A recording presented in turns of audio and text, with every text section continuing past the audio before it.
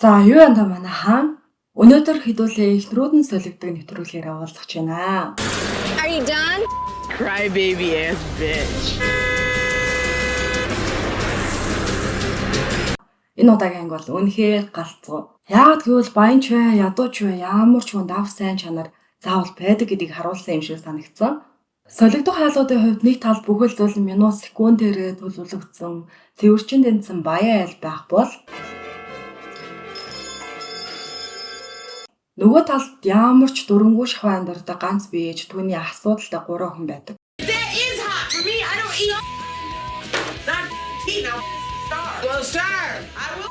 Энэ хоёр айл хоёулаа л арайдын дутуу маж болохоор завгаас бүтэхгүй гэж бодсон чинь төгсгөлдөө хараа нэнээсээ сурах юмаа сураад айгүй гоё гэгээлгээр өөрчлөгдөж чаддгаа. Энэ бол Брамхолтын гэр бүл гэр Нью-Жерсигийн хамгийн чинэлэг дөрвүүдийн нэгт байдаг. Тэгээд удам угсаа сайтай болохоор тэрвэрэж их бахархдаг айлгаа байхгүй юу?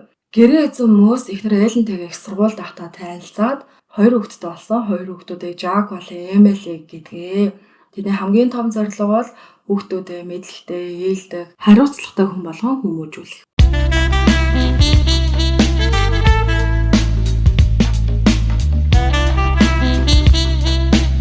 Бараг л музей шиг цэвэр сэмсгэр гэр нь яг иймээрээ байх ёстой учраас цэвэрлэгээ заавал мэрэгжлийн хүмүүсээр хийлэгдэг, хүүхдүүдээ ч асрагчаар асруулдаг. Ийм болохоор аав мөс хүүхдүүдтэйгээ ол нэг удаа ганцаараа байгаад шаардлага байдаггүй. Асрагчдаар нь харчиж байгаа шүү дээ. Тэгээ энд нь болохоор ихнэр ээл нийлэн дургүй юм шиг санагдсан.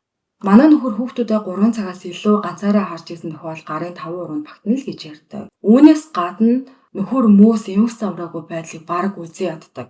Хүүхдүүд гэрээ бохирдуулах тоглоомор тоглохыг зөвшөөрдөггүй. Бүр гэрэхэнд порлоонууд нь хүртэл зэрэглэлтэй байхыг бодож олсон гинэ. Эхнэр ээлээ харин дэг журмын хатан хаан цагийн хуваарийг маш сайн мөрдөө бүхэл зүйлийг минут секундын төлөвлөхгүй бол хамаг юм сүрхэд аам шиг санагддаг гинэ. Тэгээ юм болсон шалтгаан өсвөр настай нь холбоотой нэлээд бүтггүй хүнд үгэд байсан юм шиг байгаа. Тэгээ амьдралаа өөрчлөхийн тулд одоогийн өөрийгөө бий болгосон гэж ярьдаг. Хүүхдүүдийн тоглох цаг хүртэл төлөвлөгөөтэй бас гэрээ буулгахгүй тулд тусгай хэсэг л тоолж олно. Хамгийн солиотой нь юу гэж хүүхдүүд зураг зурхыг хүсвэл зөвхөн мигмар гаргийн үдээс хойш зурж болно хүссэн үедээ биш. Өөр өдөр зурхыг хүсвэл бас зурулахгүй юм хайшээ. Бүр болоогүй өрөөндөө биш хаан зурган гэж угаалгын өрөөнд 0-д. Яагаад гэсэн чинь зураг зурвал шал бохирдно бусад өрөөнүүдийг шал бохирдуул цэвэрлэхэд хэцүү. Харин 0 бол амархан гэж байгаа. Яа гэхдээ энэ бол арай хитрхий санагдсан. Хэрвээ Брамхолтын гэр бүл дэг журам гэдэг үгийг бүтээсэн юм шиг санагдчихвэл дараагийн айл бүр яг эсрэгээрээ.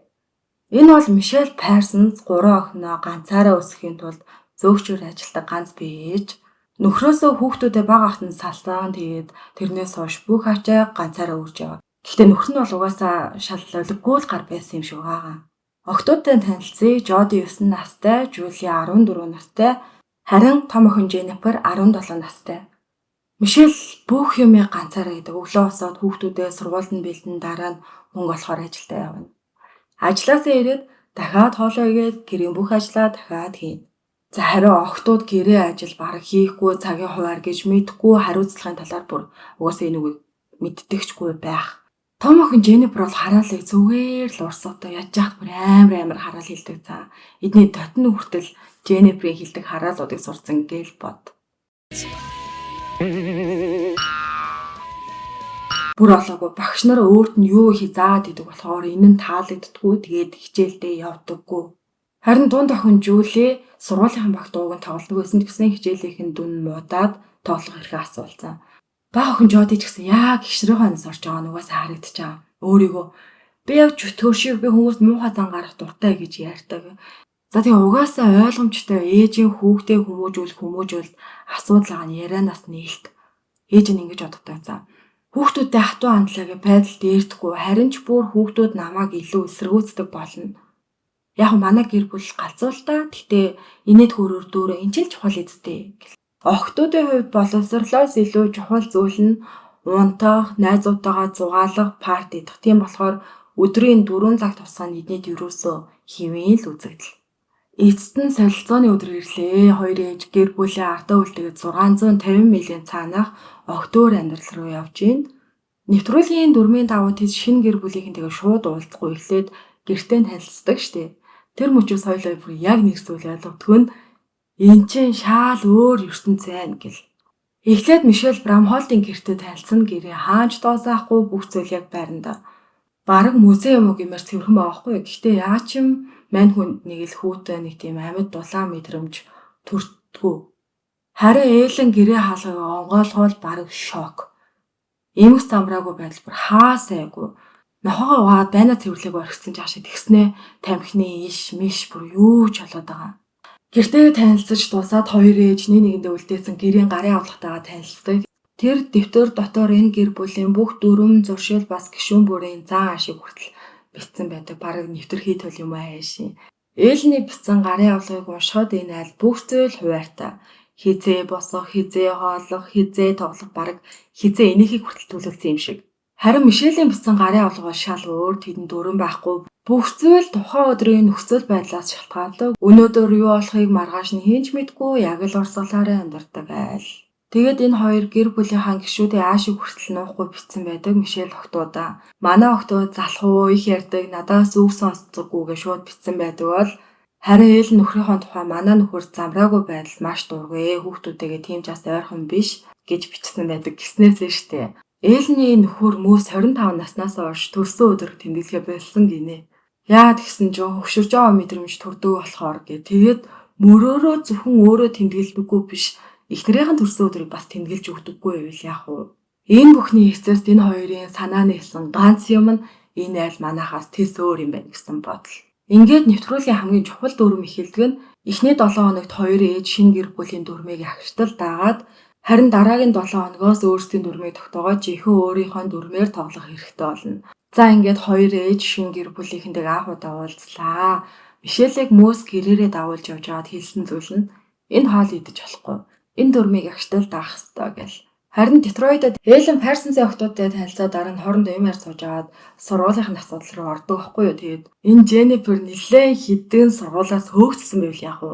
Ер нь бол ороод 5 хоноггүй хөөгдчихдөг. Тэгээд юу хийгээд хөөгсөн гэсэн чинь бүгдийг гэж хариулдаг. Тэгээд сүүлдээ бүр араа ядаад тусгай сургуульд явсан ч гэсэн тэрнээсээ бас л хөөгдсөн. Харин октод шинэ ээжийнхээ талаар гоё хүн юм байна. Гэхдээ жоо хуйдгартай. Одоохондоо жинхэнэ зангаа гаргаагүй байх гэл. Мөсас шинэ ихнэрийнхээ талаар бодлоо хэлнэ. Мишелийн амьдрал манахаас өөр юм байна. Хүүхэд өсгсөн арга барил, гэр бүл, амьдралын нөхцөл, эдийн засаг бараг бүх зүйл эсрэг тесрэг. Тийм болохоор манай амьдрал Мишельд айгүй сонин санагдах баха.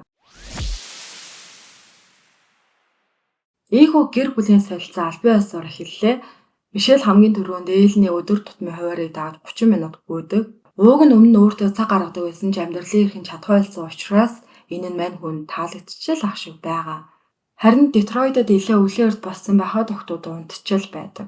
Шүнжүү хөгжмөө хагнуулж аваад өөрийн 4 цагт унтсан гинэ. Гэхдээ ээлэн твтэй дах цаг байхгүй. Ажилд явахаас өмнө гэрээ цэвэрлэх ёстой.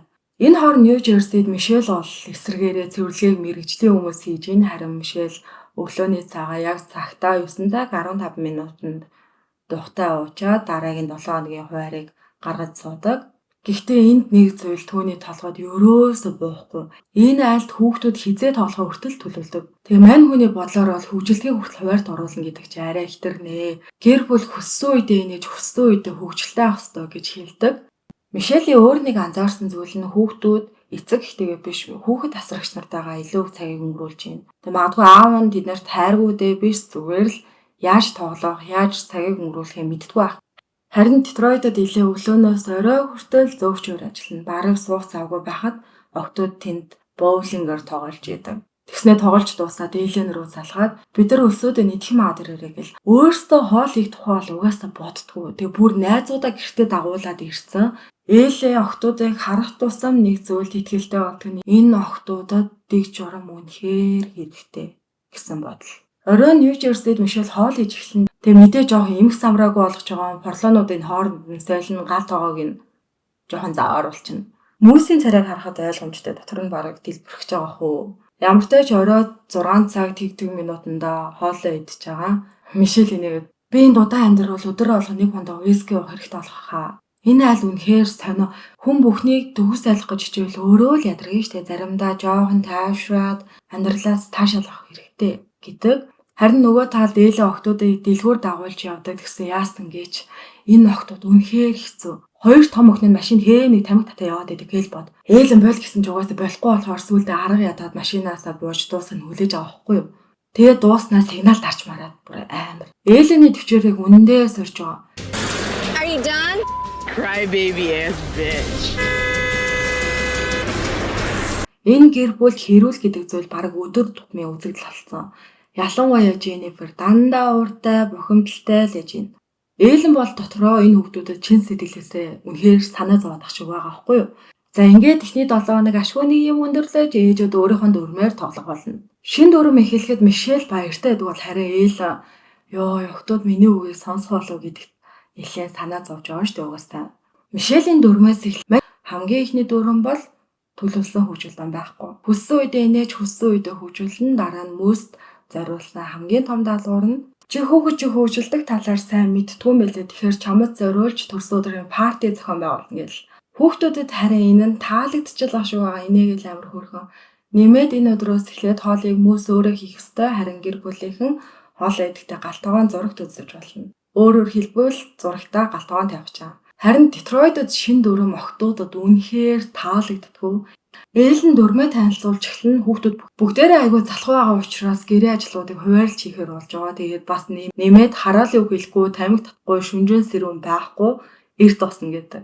Хамгийн том өөрчлөлт нь Jennifer зориулагдсан байдаг. Тэгээд Jennifer хандаад чи хангалттай том болсон. Тийм болохоор би чамд ажил олсон.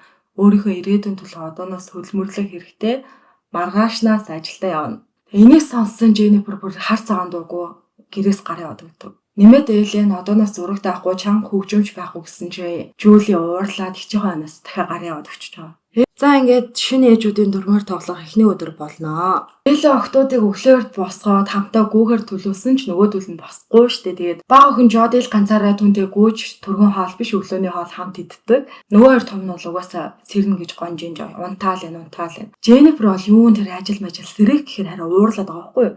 Энэ мөчөд Эйлэн гэр бүлд өөрчлөлт хийх амаргүй гэдгийг ойлгодог ч бууж өгөх бодол байдаггүй. Харин Нью Жерсид өөрчлөлтийн эхний өдөр илүү тайван харагдана. Галтгоонд байрлуулсан зурагтыг хараад хүүхдүүд баярлдагч Жакт бол угаасаа таалагдахгүй.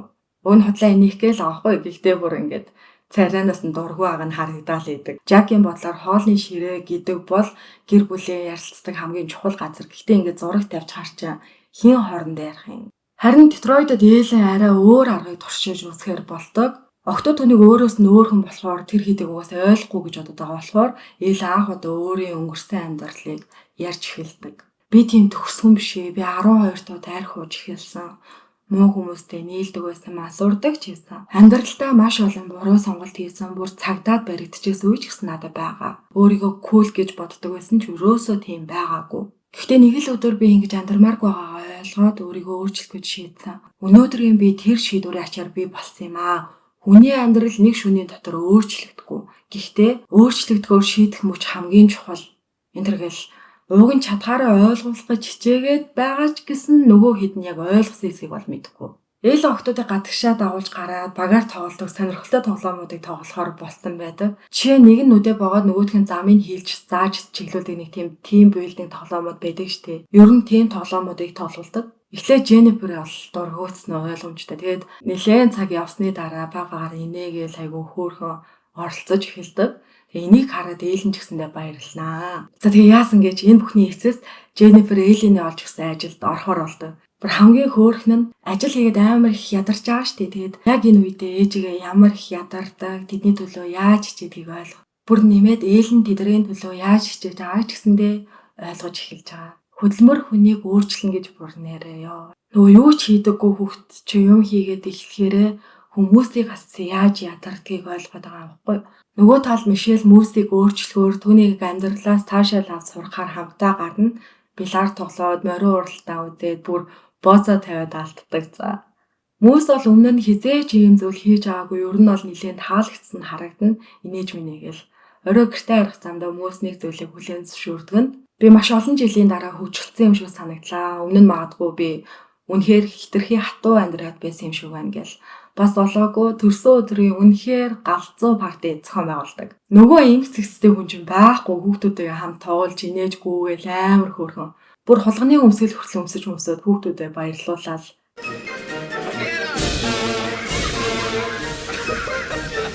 шалан дээр хог идрэг бол бүр марцсан. За аавынх нь энэ байдал хүүхдүүдийг үнэхээр аз жаргалтай болгож байгаа. Ингээд ажил охин уйлж эхэлдэг. За ингээд ажижсэн чинь охин нь уйлж эхэлдэг. Өмнө нь бол хүүхэд уйлвал хүүхэд асрагчл аргадаг байсан бол энэ удаа аав нь хүүхдүүдээ өөрөө аргадаад өөрөө хүүхдтэйгээ ярилцдаг. Нөгөө тал Женнифер ажиллаа игээд амар олон зүйл ойлгоод ядраад орой ирсэн чинь ээлж нь Женниферээр орой хоол хэлэхээр болдог. За тэгээ одоо юу хаалт юм бол тоо гэсэн чинь Женнифер мэдээж ихэндээ жоохон уурлан тэгээд эцэст нь галтгоонд орж ээлнээр заалгаад нилээн амттай орой хоол хийдэг. Энэ хэд бөөндөө тойрч орой хоол идэл. Тэгээд тэр орой хоол удаан хугацааны дараа хамгийн дулаан гэр бүлийн орой хоол бөгөөд энэ хэд хамтдаа ярилцаад инээж бие биенээ магтаад амар хөөрхөн байдаг. Орой хоолны дараа охид ээлэнд хипхоп бүжгийн хөдөлгөөн зааж өгөөд Женнифер ихлээл амар хичээл за яахан бэ гэж тэгсэн чинь хүүхдүүд үгүй заагаад өгье гэдэг. Энэ хэд амар хөөрхөн хамтдаа бүжиглээл. Тэгээ охтууд одоо Эллений талаар хэлж байгаа. Үнэн дээр Элли ихтэй чүү хүн юм байна. Анх бодож ирсэн шиг биш юм байна гэл. Харин Нью Жерси өмнө нь хүүхдүүд зөвхөн угаалгын өрөөнд зураг зурдаг байсан бол энэ удаа тэр өөрөө санаачлаад хүүхдүүдтэйгээ галтгоонд хамтдаа хурууга будгийн дүрч зураг зурдаг. Будгийн өнгө хаа сайгүй асгаар ширээ бохирдсон ч одоо энэ ямар ч хамаагүй алсан. Би энэ айлд өнгөрүүлсэн өдрүүд Мишель ч гэсэн олон зүйлийг ойлгуулж чаддаг. Тэгээ Мишель хэлнэ. Би гэртээ очиод амьдралаа илүү эмх зэгцтэй болгоно огттой хатуу биш гэсэн тогтмол хуваар гаргаж өгнө. Хамгийн түрүүнд өөрөөсөө эхэлнэ гэл. Амар шийдсэн байгаа. Ингээд солилцооны өдөр дуусч хоёр ээж шинэ гэр бүлтэйгээ салгахын ус хийдэг. Аль аль нь шинэ гэр бүлтэйгээ дасан зогсоож хамтдаа эерэг өөрчлөлтүүдийг бүтээлсэн болохоор салхисан ч гэсэн амар халуун дулаан байгаа байхгүй юу? Хоёр гэр бүлийн ээжүүд болон мөөснөр анх удаа уулзсан. Мишельтэй хамт түүний том охин Женнифер ирсэн байдаг. Мишель Элленд өнгөрсөн хугацаанд юу мэдэрсэн, ямар үйл явдал болсон, ямар өөрчлөлтүүд болсон талаар ярьдаг.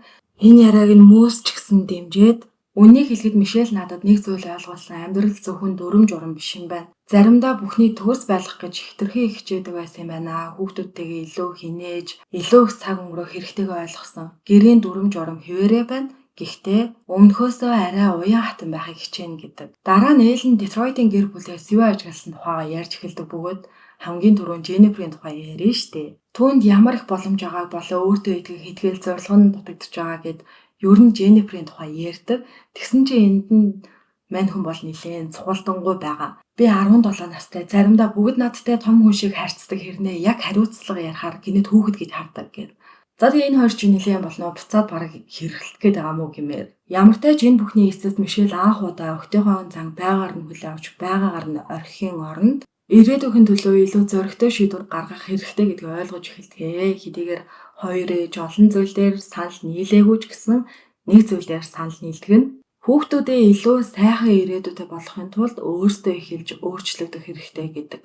Ингээд 2-7 хоногийн солилцоо албан ёсоор өндөрлөж хоёр ээж гэртээ эргээ ирлээ. Мишелийн удаа өмнөхөөс огт өөрхөн болсон байв. Тэр өглөө эрт босдог болж охтуудаа сургууль нь явуулдаг, бүр болоогүй гэртээ эрүүл хоол тогтмол хийдэг болсон байсан. Хамгийн хөөрхөн нь охтуудын сурлага. Өмнөхөөсөө илүү хичээлтэй анхаараад дөнөв хүртэл аягүй хөрхөн сайжирсан. Манай Женнифер хүртэл боловсрал өөрт нь ямар чухал болохыг ойлгоод гэрээсээ суралцаж эхэлсэн байдаг. Энэ удаа Мишелийн хэлсэн үг нэвтрүүлгийн эхнийхээс шал өөр байх нь би хамгийн түрүүнд хүүхдийнхээ найз гэхээс илүү ээж нь ах ёстой гэдгийг ойлгосон. Одоо охид маань илүү хариуцлагатай болсон гэж ярьдаг. Харин Нью Жерсид энэ гэр бүлд ч гэсэн өөрчлөлт гарсан байлаа. Аав нь хүүхдүүдтэйгээ өмнөхөөсөө хамаагүй их цаг өнгөрөөдөг болсон, хамтдаа тоглодог, шин зүйл дуршдаг, амралтын өдрүүдээр хамтдаа гадуур гардаг болсон байдаг. За тэгээ хэлж байгаа. Одоо би хүүхдүүдтэйгээ илүү ойр болсон юм шиг санагдаж байна. Өмнө нь би зөвхөн дүрм сахиулах тухай боддог байсан бол одоо тэдэнтэйгээ хамт хөгжүүлэхийг ч гэсэн чухал гэж боддог болсон гэж хэлнэ. За тэгээ энэ хоёр гэр бүл маань хоёулаа арай дэндүү төв мач байсан ч гэсэндээ нэг өөрчлөлт тэнцвэртэй байх талаар ойлгодог. За ийм хөөрхөн өөрчлөлтөөр энэ анги маань дуслаа. Хэрвээ энэ дугаар танд таалагдсан бол лайк дарж суугаад агаарай. Дараагийн дугаараар уулзъя. Баяр таа.